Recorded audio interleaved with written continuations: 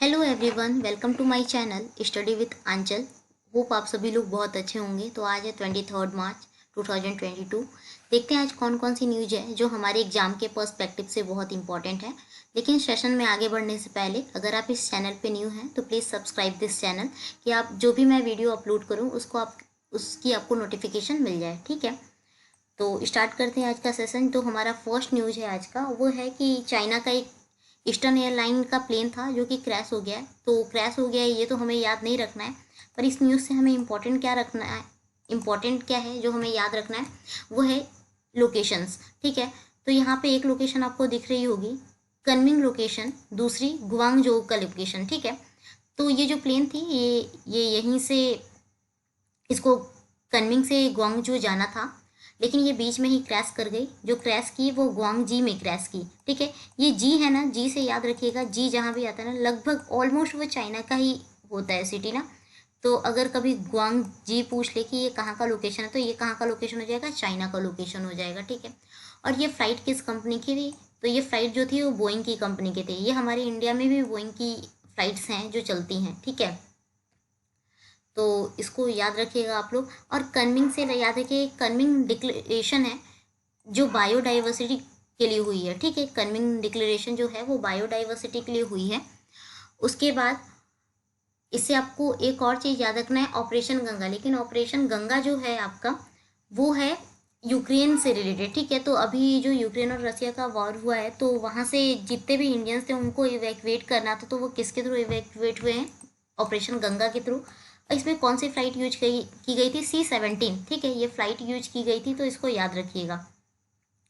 तो इस न्यूज़ से ये चीज़ें इंपॉर्टेंट थी जो आपको याद रखनी है। अब आगे चलते हैं नेक्स्ट क्वेश्चन पे। हमारा जो नेक्स्ट क्वेश्चन है वो पूछ रहा है which country has perform strengthening bonds of friendship exercise with India.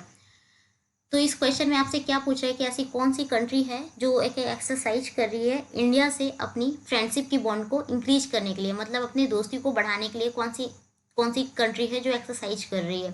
Option A है श्रीलंका, ऑप्शन बी है जापान, ऑप्शन सी है बांग्लादेश, ऑप्शन डी है सेचल्स। तो इसका करेक्ट ऑप्शन जो हो जाएगा वो हो जाएगा आपका सेचल्स। जो सेचल्स है वो यहाँ पे एक एक्सरसाइज कर रही है जो कि इंडिया और सेचल्स के बॉन्ड को इंक्रीज करेगा। ठीक है, इसकी बॉन्ड को अच्छा करेगा, तो याद रखिएगा ये। उसके बाद अगर बात करते तो एक्सरसाइज का नाम देख लेते हैं क्या है। तो एक्सरसाइज का जो हमारा नाम है वो है लेमिते 2022।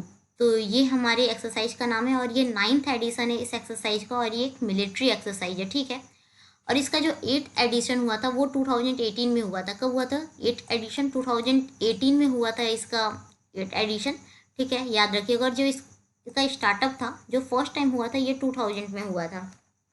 ठीक है, तो ये कुछ चीज़ें हैं जो आपको याद रखनी है। उसके बाद अगर हम लोग बात करते हैं सेचल्स की, तो सेचल्स का लोकेशन भी देख लेते हैं क्या है।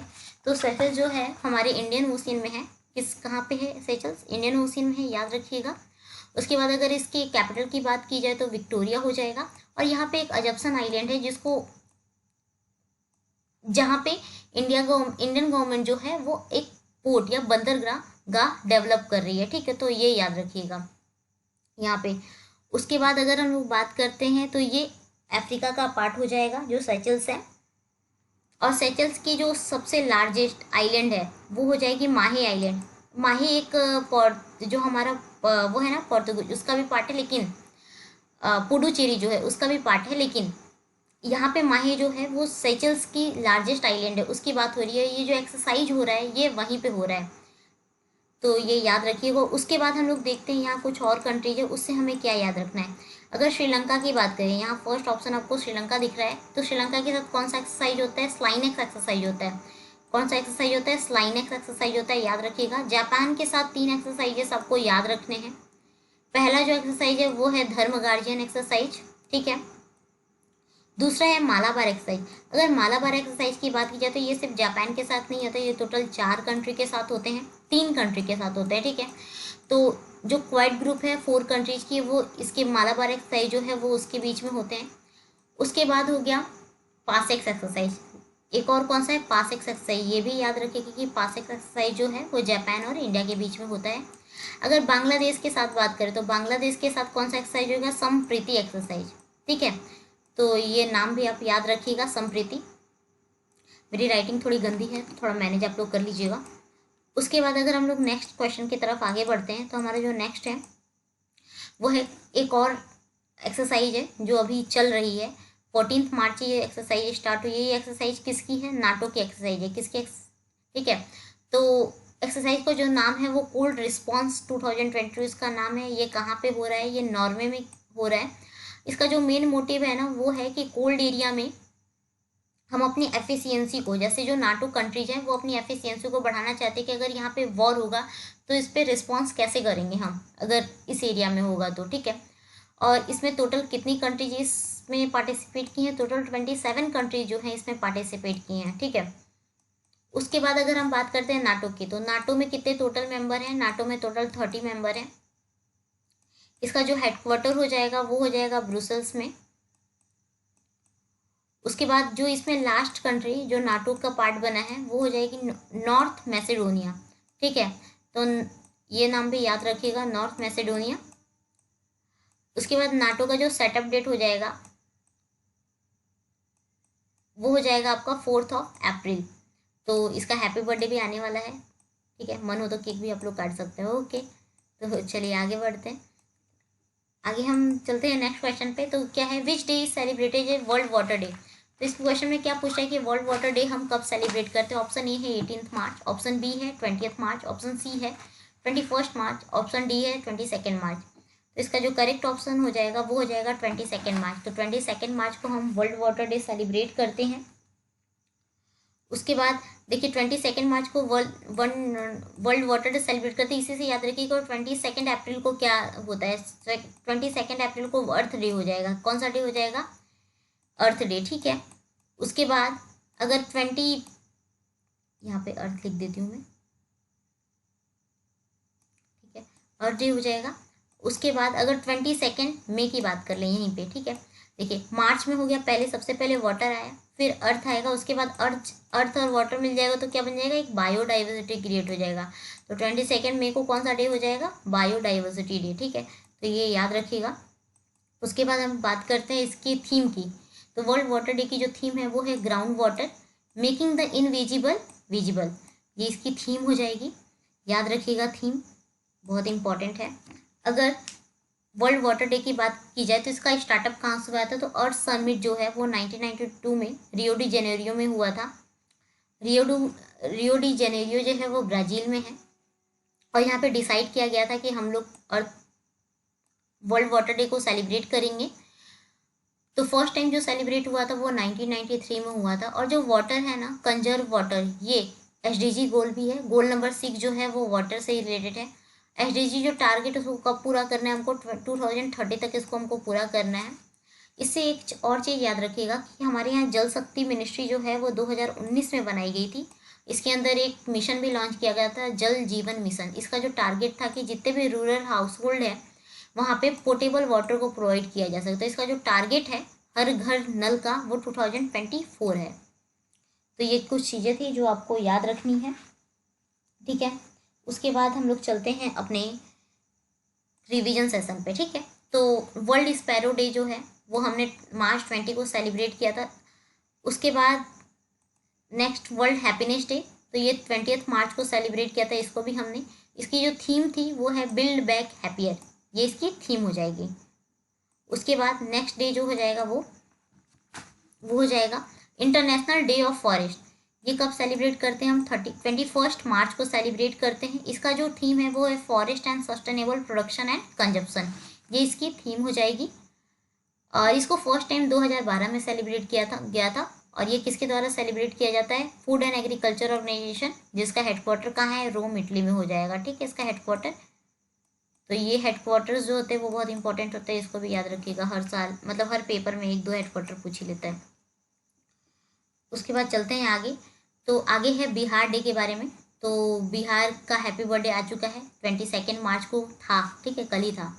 तो ये था। अब बिहार कब बना था? ये 1912 में बना था। और ये किससे अलग हुआ था? बंगाल जो प्रेसिडेंसी थी ये उससे अलग हुआ था।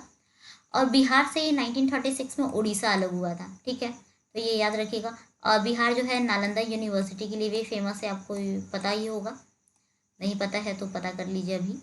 और उसके बाद इसका जो स्टेटहुड डे मनाया जाता है वो 26 जनवरी 1950 को स्टेटहुड मनाया जाता है इसका, ठीक है। अगर यहाँ के सीएम की बात कर ली जाए तो नीतीश कुमार जी हो जाएंगे। गवर्नर की बात की जाए तो फागू चौहान जी हो जाएंगे। अगर बिहार के हम एम्बलम की बात कर ले तो Bodhi tree with prayer beads flanked by 2 swastik. देखिए ये हो गया बोधि ट्री, और यहाँ पे ये क्या है, ये 2 स्वास्तिक है ना, तो ये इसका एम्बलम है, ठीक है, ये बिहार का। और जो नीचे जो इंस्क्रिप्शन है ना वो उर्दू भाषा में है, ठीक है। उसके बाद हम बिहार की बात कर लेते हैं थोड़ी डिटेलिंग की। तो बिहार में एक नेशनल पार्क है जिसका नाम है वाल्मीकि नेशनल पार्क। यहीं पे काबरताल वेटलैंड है, रामसार साइट है ये, ठीक है। ये सिंगल रामसार साइट है जो बिहार से है, और ये बेगूसराय डिस्ट्रिक्ट में हो जाएगा। यहाँ का फेस्टिवल जो हो जाएगा वो हो जाएगा छठ पूजा, जो कि बहुत ही इंपॉर्टेंट फेस्टिवल है यहाँ का। इसको 3 दिन मनाया जाता है, ठीक है। और यहाँ पे कुछ पावर प्लांट हैं जैसे कि बरौनी थर्मल पावर प्लांट जो कि बेगूसराय में है। Kahalgaon super thermal power plant, ये पावर स्टेशन ये भागलपुर में हो जाएगा। और बार सुपर थर्मल पावर प्लांट ये भी बिहार में ही है। तो ये कुछ बिहार की चीज़ें थी जो आपको याद रखनी है, और बिहार के एग्जामिनेशन के लिए बहुत ही इंपॉर्टेंट है, तो आप इसे याद रखिएगा। उसके बाद चलते हैं हम अपने नेक्स्ट क्वेश्चन की तरफ। हमारा जो नेक्स्ट क्वेश्चन है वो है which state become the India's first paperless assembly bye implementing national e विधान एप्लीकेशन। तो इस क्वेश्चन में क्या पूछ रहा है कि ई विधान एप्लीकेशन के थ्रू कौन सी ऐसी स्टेट है जिसकी असेंबली जो है वो बिल्कुल पेपरलेस हो चुकी है, और वो इंडिया की फर्स्ट पेपरलेस असेंबली हो जाएगी। ऑप्शन ए है नागालैंड, ऑप्शन बी है मणिपुर, ऑप्शन सी है आसाम, ऑप्शन डी है अरुणाचल प्रदेश। तो इसका जो करेक्ट ऑप्शन आपका हो जाएगा वो हो जाएगा नागालैंड। तो नागालैंड एक ऐसा स्टेट बन गया इंडिया का जो कि पेपरलेस असेंबली हो जाएगा, ठीक है। तो यहाँ पे किस ऐप का यूज किया गया है, यहाँ पे ई विधान एप्लीकेशन का यूज किया गया है, याद रखिएगा ये नाम। उसके बाद नागालैंड की अगर हम लोकेशन की बात कर ली जाए तो ये नॉर्थ ईस्ट ऑफ इंडिया में है ये, और नॉर्थ ईस्ट जो है बच्चों के लिए बहुत तकलीफदायक होती है, ठीक है, क्योंकि लोगों को यहाँ का यहाँ के जो स्टेट्स होते हैं वो उसकी लोकेशंस नहीं याद होती हैं, ठीक है। तो यहाँ पे देखिए ये हो जाएगा अरुणाचल प्रदेश। यहाँ देखिए ये है आसाम, आसाम देखिए ए के शेप में है ना, तो ये हो जाएगा आसाम। यहाँ पे मेघालय, ये त्रिपुरा, यहाँ पे मिजोरम, और ये मणिपुर है, और यहाँ पे नागालैंड। नागालैंड का जो कैपिटल है वो कोहिमा है, और इसका बॉर्डर अगर बात करें तो ये अरुणाचल प्रदेश आसाम, उसके बाद मणिपुर से इसकी बॉर्डर शेयर हो रही है। उसके बाद अगर हम बात करते हैं तो यहाँ पे एक पास है, पास का नाम है तुजू पास। तुजू पास जो है वो म्यांमार जो इंटरनेशनल बॉर्डर है इंडिया का, ये एक रास्ता प्रोवाइड करता है जो नागालैंड से हम म्यांमार में जा सकते हैं, ठीक है। तो आगे चलते हैं, नागालैंड के बारे में देख लेते हैं। नागालैंड का जो फॉर्मेशन हुआ था वो 1963 में हुआ था। इसकी जो कैपिटल हो जाएगी वो हो जाएगी कोहिमा हो जाएगी इसकी कैपिटल, ठीक है। यहाँ के जो सीएम हो जाएंगे नेफ्यू रियो जी, यहाँ के सीएम हो जाएंगे। गवर्नर की बात की जाए तो जगदीश मुखी जी हो जाएंगे। और जो नागालैंड के पास अपना खुद का सेपरेट हाई कोर्ट नहीं है, इसकी जो जजमेंट होती हैं वो गुवाहाटी कोर्ट में देखी जाती हैं। यहाँ का जो स्टेट मैमल हो जाएगा वो मिथुन हो जाएगा। बर्ड जो हो जाएगी वो ब्लाइट ट्रैगोपैन हो जाएगी। फ्लावर जो है रोडोडेंड्रम यहाँ का फ्लावर स्टेट फ्लावर है। और ट्री की बात करें तो एल्डर ट्री हो जाएगा। यहाँ पे एक नेशनल पार्क है जो कि बहुत ही इंपॉर्टेंट है, इटांगी नेशनल पार्क। और ये फेस्टिवल, इस पर तो आप स्टार मार्क लगा लीजिए क्योंकि ये बहुत ही इंपॉर्टेंट है। इसी को हम बोलते हैं फेस्टिवल्स ऑफ फेस्टिवल। ये हॉर्नबिल फेस्टिवल है, ये नागालैंड में ही होता है। उसके बाद अगर हम लोग बात की ली जाए तो हाईएस्ट पीक नागालैंड की क्या हो जाएगी, वो हो जाएगी सारामाती, ठीक है। तो सारामाती जो है यहाँ की हाईएस्ट पीक हो जाएगी, तो वो भी याद रखिएगा आप लोग, ठीक है। उसके बाद चलिए चलते हैं अब आगे। आगे क्या है, एक रिपोर्ट आई है WHO के द्वारा एक पॉल्यूशन पे, ठीक है। तो यहाँ पे रैंकिंग दी गई है। तो वर्ल्ड मोस्ट पॉल्यूटेड कैपिटल जो 2021 का है वो इंडिया का जो न्यू दिल्ली कैपिटल है उसको वर्ल्ड मोस्ट पॉल्यूटेड कैपिटल में रैंकिंग 1 पे मिली है, ठीक है, जो कि अच्छा नहीं है हमारे लिए। तो जो न्यू दिल्ली है वो मोस्ट पॉल्यूटेड कैपिटल हो गई। उसके बाद ढाका, उसके बाद एनजाबेना जो कि चाड की कैपिटल है। उसके बाद और ये किसके द्वारा रिलीज किया जाता है, ये WHO के द्वारा रिलीज किया जाता है। किसके द्वारा, WHO के द्वारा रिलीज किया जाता है, तो ये याद रखिएगा, ठीक है। उसके बाद एक और पुतुल उत्सव, ये किसके द्वारा मनाया जा रहा है, ये संगीत नाटक अकादमी जो है वो इसके द्वारा ऑर्गेनाइज किया जाएगा ये। और जो संगीत नाटक अकेडमी है वो ऑटोनोमस बॉडी है मिनिस्ट्री ऑफ कल्चर के अंदर, और इसका जो है ये न्यू दिल्ली में है, ठीक है। ये पुतुल उत्सव ऑर्गेनाइज करेगी। ये एक पपेट फेस्टिवल है, ये 21 मार्च 2020 ये मतलब सेलिब्रेट किया जा चुका है, ठीक है। इसकी जो थीम हो जाएगी वो हो जाएगी आपकी आज़ादी के रंग पुतुल के संग। इसमें होगा क्या, इसमें जितने भी इंडिया के स्ट्रगल फॉर फ्रीडम जो भी था वो पपेट के माध्यम से दिखाया जाएगा, लोगों को बताया जाएगा, ठीक है।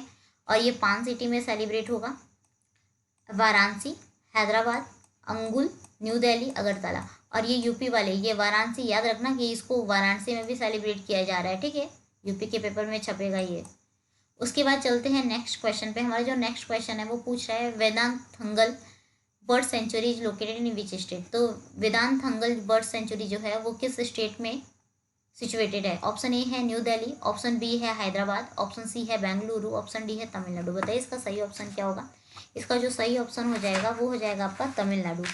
तो जो वेदांत थंगल बर्ड सेंचुरी है वो तमिलनाडु में सिचुएटेड है। अब ये क्यों न्यूज में रहा, तो एक सन फार्मा कंपनी है वो यहाँ पे अपने प्रोजेक्ट का एक्सपेंशन करना चाहती थी। ये जो फॉरेस्ट आपको दिख रहा है पूरा, इसको क्लियर करके वो यहाँ पे एक फैक्ट्री सेटअप करना चाहती थी ना। लेकिन ये क्या है, ये एक बर्ड सेंचुरी है। और ये क्या लिखा हुआ है यहाँ पे देख लीजिए, Vedanthangal bird sanctuary is home to around 40,000 species of the migratory bird. ये 40,000 जो स्पीसीज माइग्रेटरी बर्ड यहाँ पे विजिट करते हैं हर साल different part of the country से। तो अगर इस यहाँ पे हम अगर कोई केमिकल कंपनी या फिर कुछ सेटअप कर देंगे तो सोचिए इन बर्ड्स का क्या होगा। तो इसलिए ये जो प्रोजेक्ट था इसको कैंसिल कर दिया गया। क्या कर दिया कि कैंसिल कर दिया गया इसको। लेकिन फिर भी आपको याद रखना है कि वेदांत थंगल के बारे में। और वेदांत थंगल की बात की जाए ना तो ये ओल्डेस्ट बर्ड सेंचुरी है, ठीक है, इंडिया की। ये ओल्डेस्ट बर्ड सेंचुरी हो जाएगी इंडिया की। उसके बाद अगर हम लोग बात करें तो इसको रिजर्व फॉरेस्ट का दर्जा दिया गया है 1963 में, ठीक है। रिजर्व फॉरेस्ट इसको बनाया गया है 1963 में, तो ये भी आप याद रखिएगा। उसके बाद अगर हम बात करें तो इसको बर्ड सेंचुरी का दर्जा कब मिला है, तो वो मिला है 1998 में। और ये किस एक्ट के अंदर मिला है, तो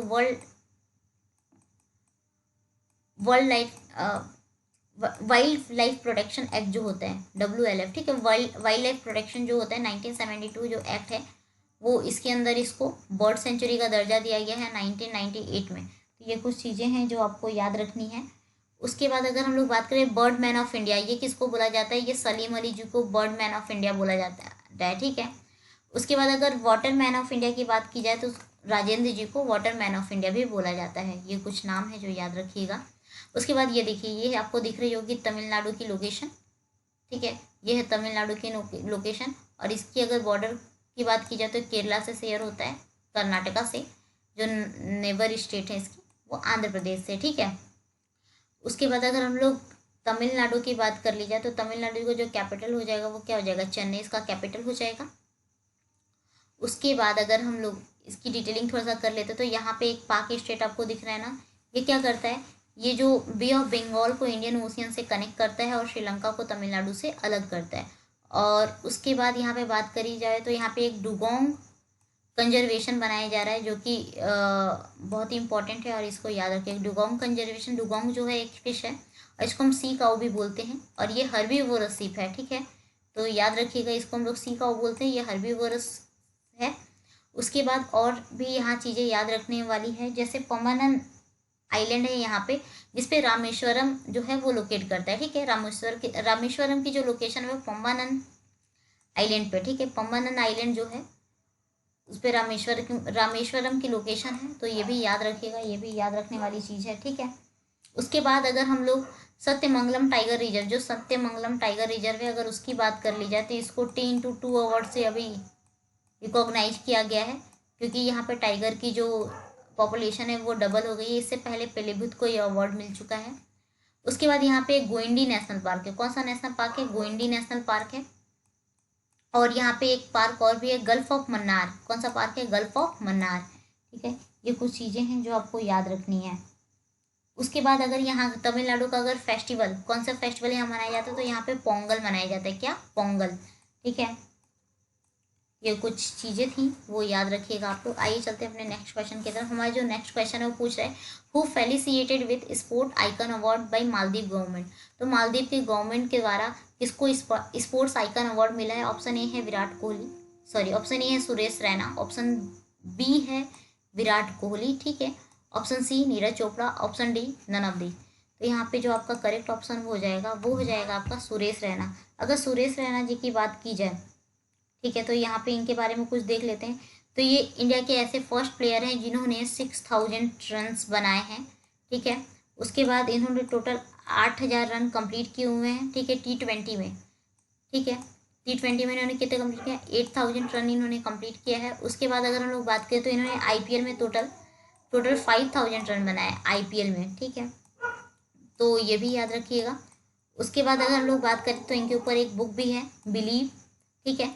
तो ये किसके द्वारा लिखा गया? बिलीव बुक जो है वो भरत सुदर्शन जी के द्वारा लिखा गया है, ठीक है, तो ये भी याद रखिएगा। उसके बाद आपको नीरज चोपड़ा जी का नाम दिख रहा है, तो नीरज चोपड़ा जी को स्पोर्टमैन ऑफ द ईयर का अवार्ड मिला है अभी।